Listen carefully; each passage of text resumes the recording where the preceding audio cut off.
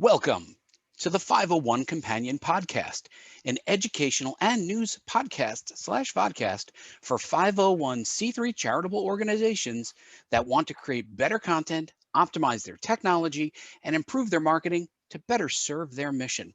This is episode number 19, and 19 is special in so many different ways. Our biggest soccer, or as we should call it, football fan, knows that the jersey number 19 was worn by Dwight Yorkie, Santi Caro, and Leroy Sané. How'd I do, Matt? Were they even close? Nailed it. Yeah. 19 is the name of Adele's 2008 debut album, named because she was 19 years old at the time, and we were stuck inside for an entire year and a half due to something called COVID-19. Let's get on with the show. Nick, cue the music.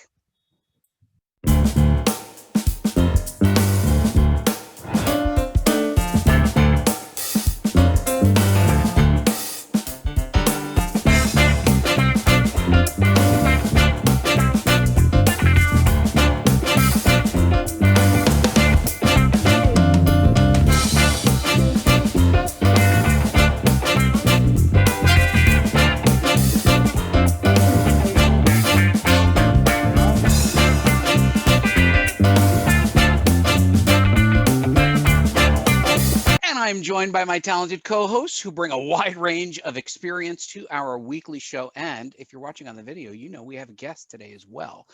But let's just start with our co-hosts so you know who is who among who. First, meet Matt Balo, our Chief Digital Officer. Matt, tell them who you are and what you do. Hi, everybody. I'm Matt Balo. I have been in the marketing industry for over 20 years. I have a master's degree in MBA. I've been on all sides of marketing. My focus has been on digital and technology. I bridge that gap between cutting edge tech and organizational strategies to really make things happen. Sounds great. Hey, Nick, how about you? Nick Rufa, you're our Chief Information Officer. Tell them who you are and what you do. I am Nick Rufa. I'm your company's computer guy. I enjoy teaching, helping people, lately doing it by building websites that share information, such as the 501c3 lookup.org site that this podcast is on. So that's it. Nick the technology guy. Yeah, you make the technology run, Nick. And I'm Buddy Scalera. I'm your Chief Content Officer. My focus is on content strategy and intelligent content. We're here to provide your organization with the information and inspiration to take your charitable mission to the next level. So let's get on with the show. You know, we have a guest here today, and I hope you don't blush too much as I read your bio. We have Carla Johnson here with us today. And Carla is a world-renowned storyteller and entertaining speaker, and I can attest to that because I have seen her speak, and a prolific author. I even have one of her original earlier books. She's lived, worked, and studied in 5 continents, partnered with top brands and conferences to train thousands of people how to rethink the work that they do and the impact that they can have. Her visionary expertise has inspired and equipped leaders at all levels to embrace change, welcome new ideas, and transform their business. Carla, welcome to the show. Hey, thank you. Thank you, buddy. Thanks, Matt. Thanks, Nick, for having me here today. Thanks for being here. Carla, you know, it's not just that you are a thought leader in innovation. You quite literally have written the book, Rethink Innovation. The book is called Rethink Innovation: How the World's Most Prolific Innovators Come Up with Great Ideas That Turn into Extraordinary Outcomes. I love the title. I've been able to read some of the book. Can you just tell our listening audience, who, of course, most likely work in the charitable space, a little bit about Rethink Innovation? Absolutely. One of the things that I've learned along the way, and I've worked with a lot of 501(c)(3)s, nonprofit organizations, is that you don't need to have huge budgets, huge teams, huge anything other than aspirations to be really, really innovative. And a lot of times people think that, you know, we don't have that major Steve Jobs kind of thinker in our organization, but really innovation is everybody's business. And that was the big idea behind why I wrote the book. And I think, Buddy, just the fact that you read the subtitle means that you've read a fair amount of the book, because I think it's its own chapter in itself. But I wanted people to understand that great ideas don't have to be complicated. They don't have to be time consuming. They don't have to be expensive. Everybody can learn how to become an innovator if they learn the process that the most innovative thinkers use to consistently come up with those great ideas that have extraordinary outcomes. So Carla, we're going to ask you to touch on a couple of things. I'm so excited, but we'll just tell people what they're going to be listening for. You have a 5-point process, or a 5-step process rather. You have reasons why you need to rethink, and you've also couched it in examples, and not everything's a success story. So first, can you just tell our listeners why it's important now more than ever to rethink innovation, from your perspective, having worked in this field and done this study? Well, I think especially now with COVID and coming out of COVID, and you had a great connection with 19 with all of the examples that you had, buddy. It's being able to understand the world around us and how we can use the work that we do as nonprofits or as 501c3s and say, what is it that really connects with people in this moment in time? And how do we use that as inspiration to build a stronger and deeper relationship with our audience, with our members, whoever that might be? And I think now when people are looking at how do we make sure that we continue our fundraising, that we bring money in the door, that we really engage with our audience and make sure that we as a 501c3 is delivering the value that we are organized to deliver, that we're using examples and we're delivering experiences that are truly inspirational. And a lot of times what happens, I think, especially during times of chaos, is that people retract and they go with the safe thing. What did we do before? What do we know that works?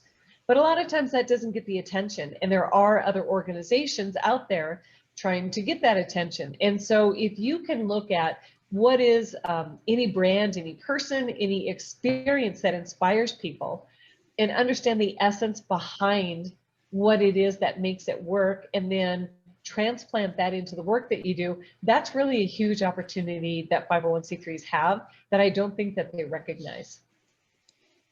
That is amazing. Matt, I see you nodding there. Did you want to jump in and start guiding some questions as well?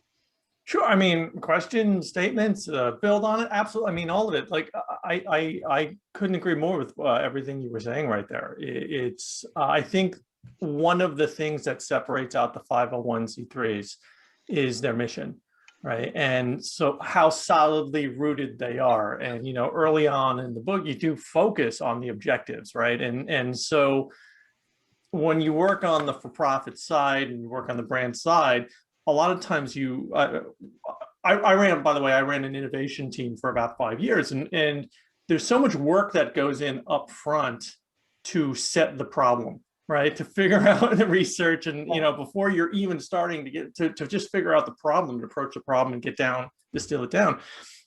I think one of the advantages that 501c3s have is they are mission focused. And so I think that really helps them work and understand their audiences and understand that objective to really, I think this book would work very well for them because they're starting from that spot already. It's almost a natural transition right into this process. I completely agree, Matt. And one of the things that I talk about with being able to implement innovation at the organizational level is first, make sure that you have articulated your purpose. And that right there is something that 501c3s do very, very well, right, because it takes that purpose, that mission-driven part to focus everybody in the work that you're doing and making sure everybody is pointed in that same direction. And that right there is one of the first things that allows for innovative thinking. Yeah. Carla, usually innovation is associated with creative people. And yet, you were able to demonstrate through your 5 steps that it's discipline and it is it's process. Can you just talk a little bit about that? Because I know that some of our listeners may not have seen the book yet. Can you just talk a little bit about how you've turned this into a succinct, understandable approach? Yeah, absolutely. And I have a 5-step process that I use called the Perpetual innovation process. But before I kick people off with that part of the process, I have them establish a specific objective that they're looking to address with the ideas that they want to come up with.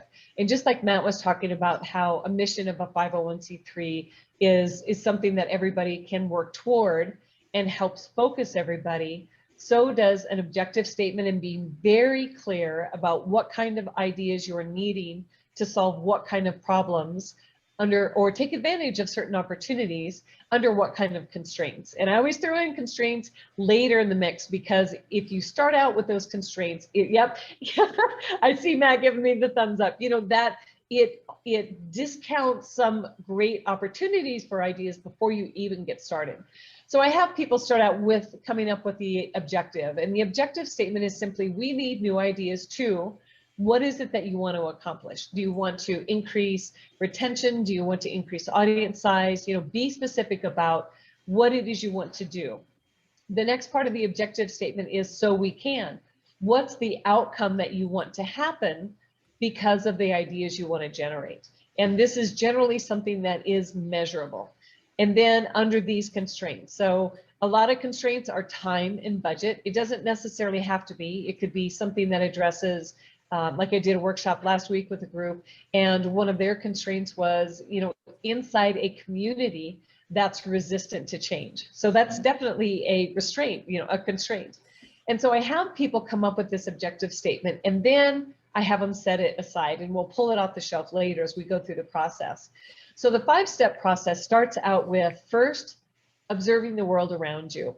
And it was interesting, as I went through the research for the book, the most innovative people in the world, it doesn't matter what size of company, what industry, where in the world they are, they're highly observant and they really pay attention to the world around them.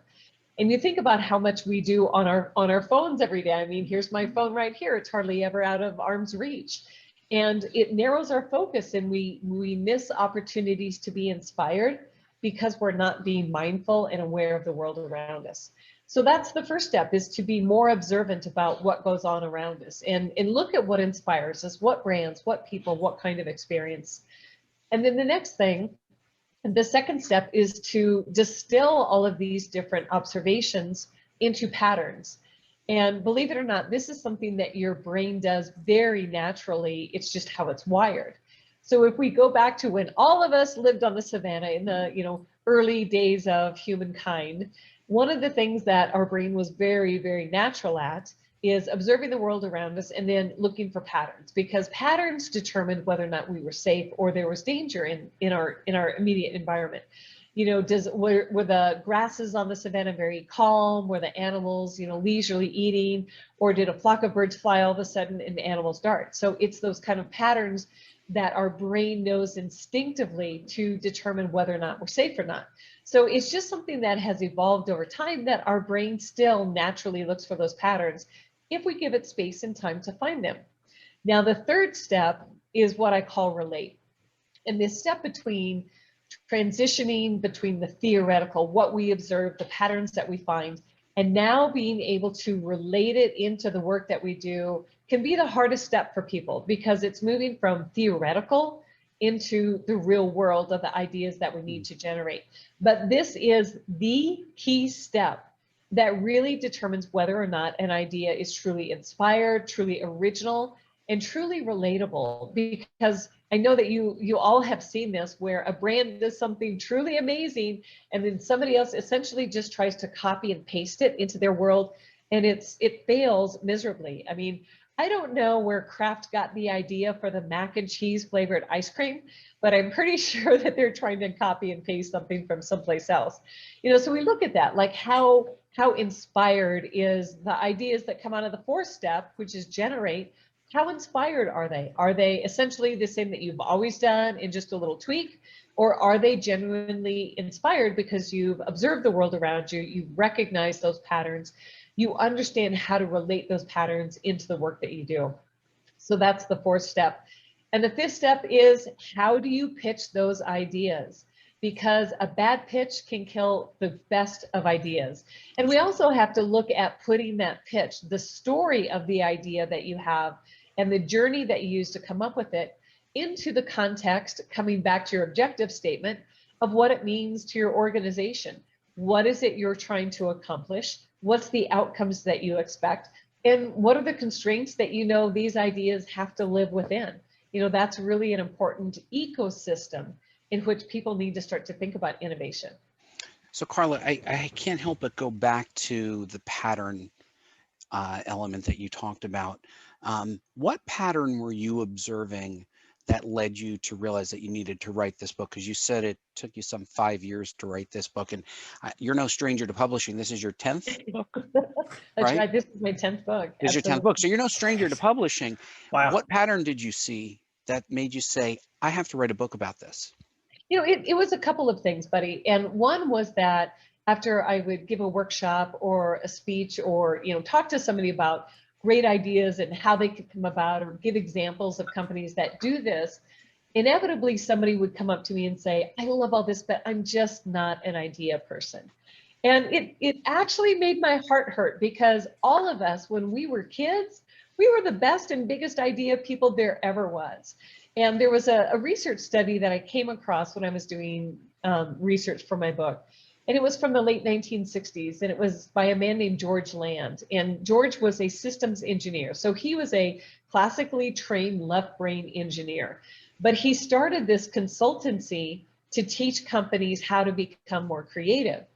And one of the directors of NASA came to him and he said, we know we have really creative engineers. We just can't figure out which ones they are. And, George said, I can absolutely help you. And he came up with an assessment and he was able to help NASA. But the question he had for himself is, every 5-year-old is amazingly creative. What happens between the age of 5 and 55 that we lose that? And so what he did is he took that assessment that he had done for NASA and adapted it for 5-year-olds. And he gave 1,600 5-year-old kids this assessment. And 98% of them measured at the genius level of creativity. Now, jump ahead 5 years, and these kids are now 10 years old, and that number drops to 30%. Then you jump ahead to age 15, and it's tanked to 12%, which sounds horrible on its own, but then you compare that to the aggregate that he had of over 1 million people, 1 million adults that he surveyed, and out of those, only 2% measured at that genius level of creativity. So it's actually a very natural thing that we're born with as humans, and we do as kids with play and how we learn and how we interact. But I think a lot of it is just how we're told and society expects us to behave and think that really teaches that ability out of it. So if anything, the perpetual innovation process is really a reminder and a re-education of something that we do very naturally. We've just forgotten how. Luckily, Buddy never actually grew up, if you see the toys. Exactly. Well, yeah, and I was going to say, when Matt he hit that 2%, man. He's one of the 2% holding on like crazy. Right. Here I was going to give Nick the credit. So, right. I think one of the things also that your 5 steps can do in a charitable organization, as I was thinking about it, was that it gives them something to work toward. That is, they have a framework. You follow the framework and it helps you get from A to B to C to D. And I think charitable organizations probably have a hard time. You probably have a cult of personality that rolls up to one very, singularly focused leader, and everybody defers to that leader, and yet everybody wants to think about innovation. And we've worked with a lot of 501s, Carla, and we do find that the pyramid goes very high. But I think what this does is it democratizes a conversation about innovation. And that was what I was really taken with in your writing. Can you just talk a little bit about your experiences with 501s and how it might be contextualized to rethink innovation in those organizations? Absolutely. And I think that idea of this pinnacle person being the idea person, sometimes it happens because all the decisions come across their desk or it lands in their inbox, and everybody expects them to make that decision. Their whole team is waiting for a direction to take. The board of directors is waiting for them to come up with the ideas. It can be a heavy and often lonely place to be in that position. And I think one of the things that Rethink Innovation can really help with 501c3s is that it takes some of the weight and the burden of consistently coming up with great ideas for whatever the situation is off that one pinnacle person. And again, to your point, Buddy, democratizes innovation. And if we look at anything, it's that we know the more diversity we have in the people and the background and the experiences, the more diverse the ideas are. And if you're looking at a 501c3, I'm pretty sure their audiences are very diverse. And you want people coming up with ideas, bringing them to the table, looking at how they can be implemented in just as many diverse ways as you have diversity in your audience. Now, I'll give you a quick example of how you can use an organization like the ALS and their Ice Bucket Challenge, and we'll walk through the Perpetual innovation process. Now, this is one that I think a lot of organizations think, oh man, if only I could have had that idea. Like, you know, how could I not think of pouring a bucket of ice water over my head? And it's not about getting your organization or your audience or, you know, getting people to do that same thing. If we go through the process and we look at the ALS Ice Bucket Challenge and we start to observe what happened, they got people to, one, dump a bucket of ice water over their head. They got people to share it on social media. They got people to either take the challenge or contribute money so they could get out of it. There was a lot about, people shared it with their network. They shared it with their friends. It was fun. There's a lot of different details about the whole experience that we could observe. Now, if we take those observations and we start to distill them into patterns, there's some patterns that we start to see. It was very easy to share, it was fun, and it built a community, you know, to name a couple of them. Mm-hmm. So then if we start to take those patterns that we've distilled and we think about how can we relate that into the work that we do, and we start to ask ourselves the question, and this is an important part of the relate step, is how we form this question. We ask it in the form of how might we, such as in how might we start to look at a different way to build a community? How might we start to look at ways to make what we do and how we talk about what we do more easily shareable, things like that. And I talk about the way this statement is phrased because many times we ask ourselves, or our planning committee, our strategists, how can we or how should we?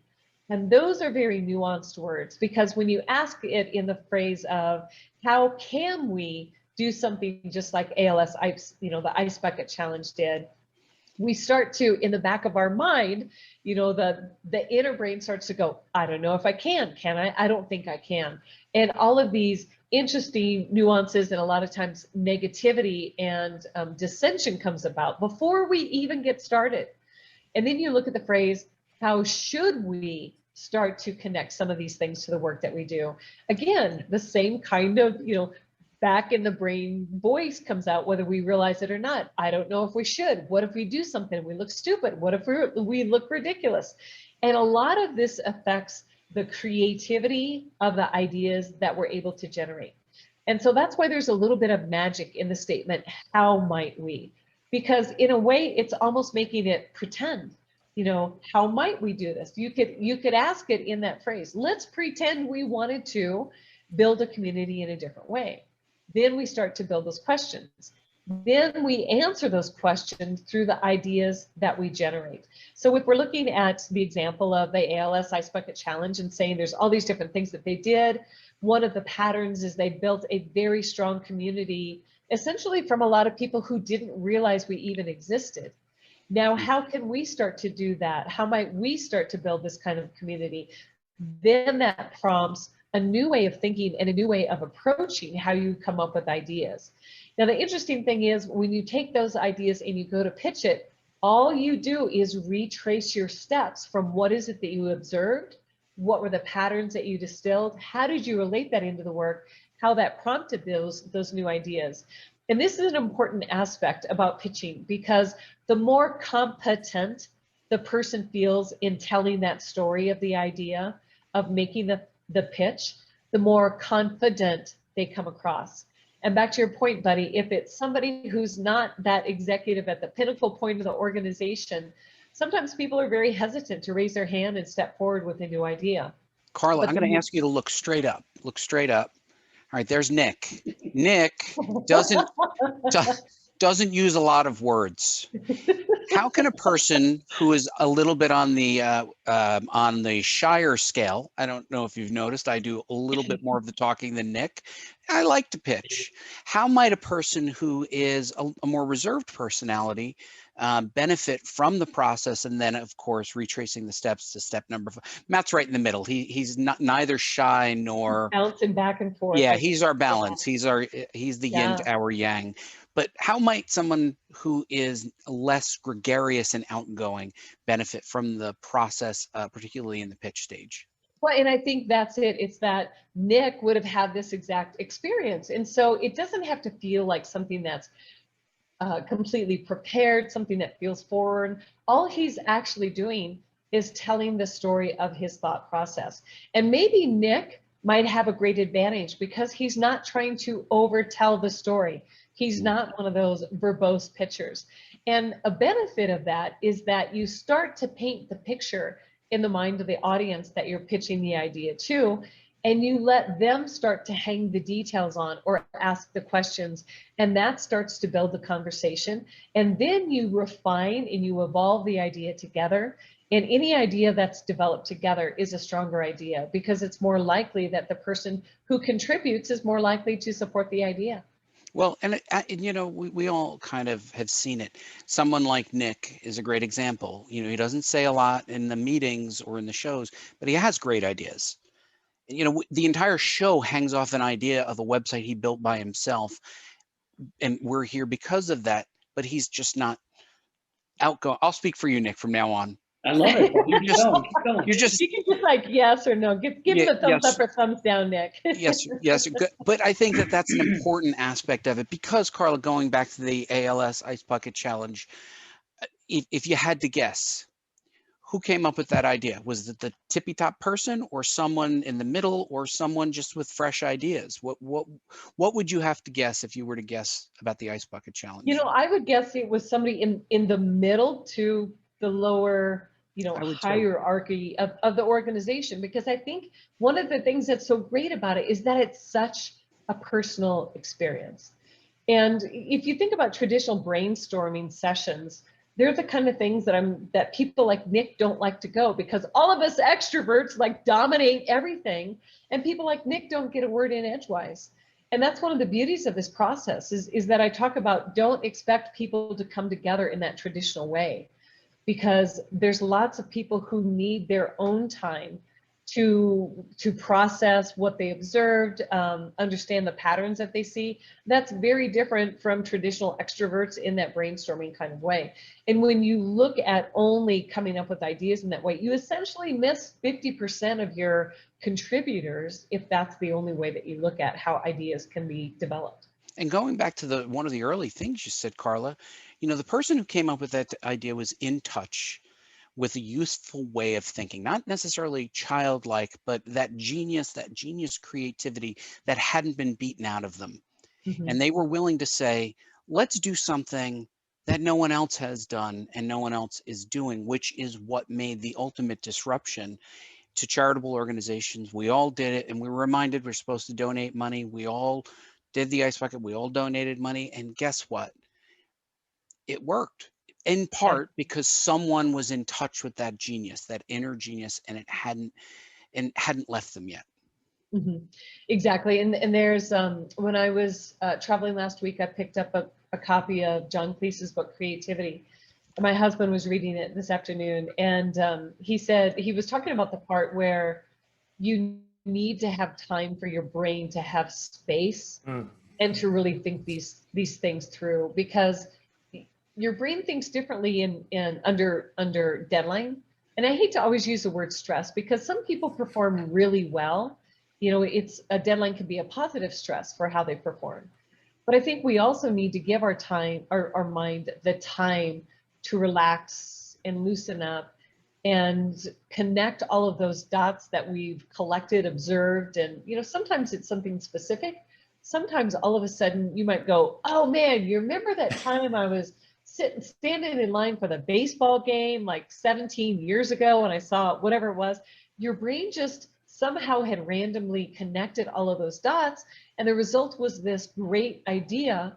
But unless you had given it time to do the slow thinking, as John Cleese talks, you wouldn't be able to connect those dots. And that's really an important thing to remember. It's funny you say that. There was when I was a software developer and I'd come up against something that I was having an issue solving. There were two methods I would use to solve it. One is I would just stop and go get a sandwich, and there was a Panera by where I was, where I can't tell you how many problems I solved standing in line at Panera, looking at the menu, trying to figure out which panini I wanted, and being like, "That's it." The second thing is I would just call somebody literally like random, right? And just start talking to them about like something about the problem or this or that and the other thing. They were like, I can't help, I don't know what this, I can't help you with this. I'm like, nope, we got it, we're good. Yeah, And so it is. Yeah. Just the process of like starting to talk about it or, explain it. And before you can hardly get the words out of your mouth, boom, your brain has solved the problem for you. That's right. The brain does good things. I actually, funny enough, I solve a The lot of brain does a problems in good my thing. dreams. I don't know if that's normal or not, but like I literally like continue to work while I sleep and then like wake up with the answer and finish up. It is, and in fact, Richard Feynman, if you've ever, the well-known physicist, he used to do that. He used to Oh, really? actually sit in a chair and he would hold a glass in his hand and lean it over the edge of the chair. And he'd sit back and he would go to sleep. And it was in that lucid part between being awake and being asleep that his mind would relax him, but he was aware enough that he could solve these problems. And to make sure that he didn't go to sleep and lose it all, that's why he held that glass. So when his body relaxed enough to go to sleep, he dropped the glass and that would make a noise and it would wake him up. And then he could go write down all of the things that he had in this lucid state where his mind was relaxed and working through all of those things that it's easier to do when you aren't trying so hard. That's it. I gotta get into physics. There you go. You don't need to now. I helped you. You don't have to go to that physics class now. Yeah, I'm gonna hold this for a little while. I'll be there. There you go. When you start to doze off, then we'll know that you probably solved your problem. So I'm going to go to the quiet man here in the corner. Nick, you've been listening and absorbing. What are your thoughts on any of the topics around innovation, or do you have any specific questions? I love it all. So thank you, Carla. Carla. I mean, in everything you were saying, I was thinking of Steve Jobs and how he must have thought about coming up with an iPod, even never mind the iPhone at that point, even just the iPod, where, we had the Sony Walkman cassette player, dating myself. Just an MP3 players that were kind of flash drives and that really weren't, very easy to use. And I just think about how he did it, one of the greats as far as innovation goes, in technology at least. And I think it's all good stuff.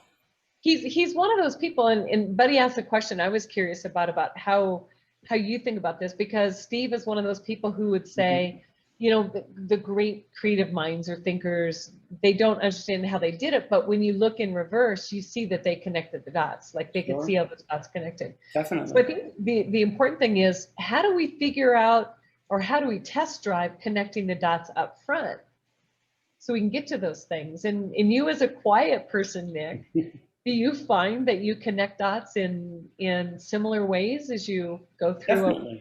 Definitely observing and patterns are key. It's interesting to hear that those are kind of the top two, and then the relate obviously as well. I mean, all the time, always looking, always listening. That's kind of what I do, and sometimes, not all the time, but sometimes they turn it into something. Well, in order to get to great ideas, you have to start with a lot of ideas. I think one of the pieces of research I saw said you have to go through the first 200 ideas before you start to get to the really original ideas, because that's just you dumping out all the obvious choices and kind of default things. But as you work, especially in a team, and then you start to come together with all those different experiences and outlooks, that's when you start to get to the really interesting and quirky opportunities.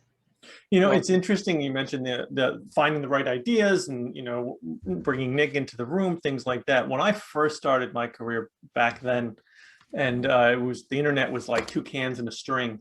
And when we would ideate, it would be people from all over the organization. It wouldn't be the marketing team or the sales team or anything. It was literally people from all over the organization would be in. And I was a software developer in the time. And that's how I started down this road, was because I was brought in to do these things. And you find the perspectives can be very different and really quite amazing. And probably well over a decade or more later, I was down at South by Southwest, and Astro Teller was giving a keynote from Google X. And one of the things he said is just stuck with me the whole, like, for years, which is one sentence, which is, "You are not your customer."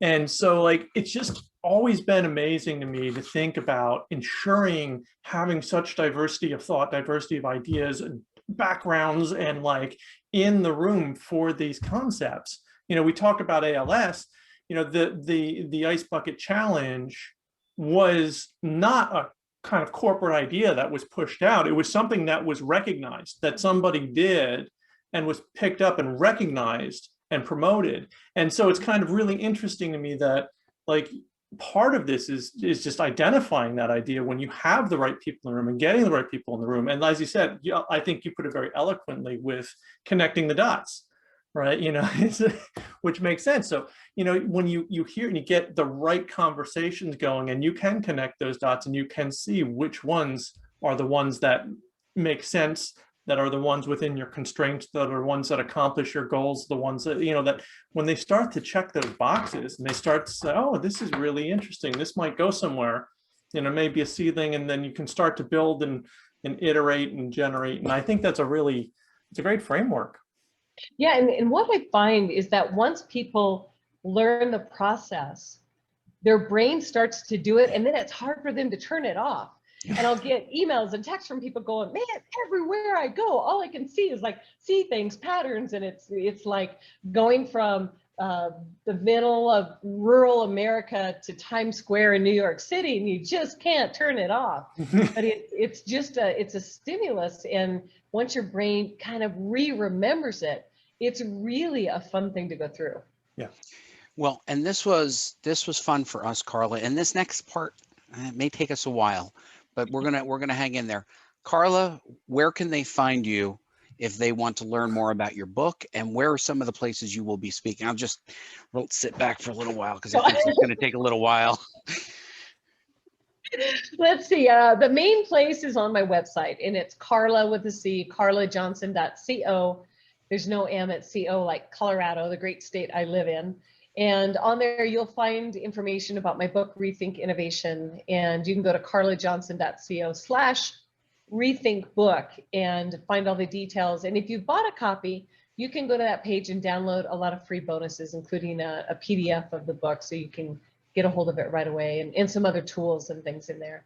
I love it when people connect with me on LinkedIn, especially if they tell me where they heard me, and I know this will be a fun conversation for people to listen to.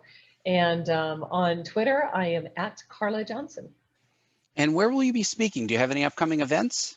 I do. The next few months, I have our internal brand events, and I'll be at the end of September, I'll be at Content Marketing World. I'm doing a leadership group in, let's see, I'm doing one in New Orleans and one in Boston the first week of October. And then I'll be in Las Vegas for an industry event, and then just here and there. So if anybody is interested, I'd love to even just talk to them about the idea of innovation. And one thing that I encourage people to do is that on the homepage of my website, there's a link to go to an archetype assessment. And there are 6 different archetypes that I found about how they come up with ideas and how they try to bring them through an organization. And it's the 6 together make it very successful if you can either have those 6 archetypes or have people who understand to think like that. So it's a fun thing for a team to go through, and especially a 501c3 team, to see, do you have a tendency to lean more toward one side or the other? And it really helps you understand how your group, your team comes up with ideas and how you try to actually put them into play. That sounds great. Yeah. And if you haven't seen Carla speak, it's a real treat. Thank you, buddy. Thank you, buddy. She brings a lot of personality and wonderful insights. So it's just a great presentation. And I'll see you in Cleveland. I'll be joining you there. Yeah, that'll be great. Yeah. So speaking of where they can find things, Matt, if they went on the internet, where would they find this podcast? They would find us at 501c3 lookup, excuse me, 501c lookup, c3lookup.org, Nick's website. Nick's web. And Matt, where would they find you? I think you're a LinkedIn person as well, aren't you? Oh, I love LinkedIn. So you can always find me on LinkedIn. I love the conversations. I love that it kind of, the groups, distill down to really interesting topics. And I find a lot of really just neat posts and conversations there. So LinkedIn is my social network of choice. And then you can find my home base at matthewbalo.com. And I kind of link out to everything from there. Hey, Nick, speaking of the website, how much do people have to pay to go to the 501c3lookup.org website?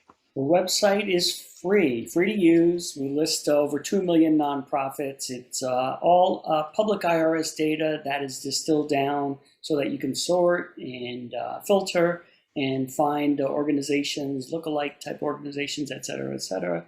So it's 501c3lookup.org. You can find me at Nick_Rufa on Twitter and LinkedIn as well, Nick Rufa. And you can find me, Buddy Scalera, at my website, buddyscalera.com, and in all places at Buddy Scalera. We hope you enjoyed the 501 Companion podcast and consider subscribing so you never miss an episode. If you have any questions, show ideas, or are part of a charitable organization that wants to be on the show, visit the 501c3lookup.org website. You'll find our contact information and a complete list of our previous episodes. And of course, the extensive and free resources of the 501c3lookup.org website. Thank you for joining us on the 501 Companion podcast. We hope you join us again next week.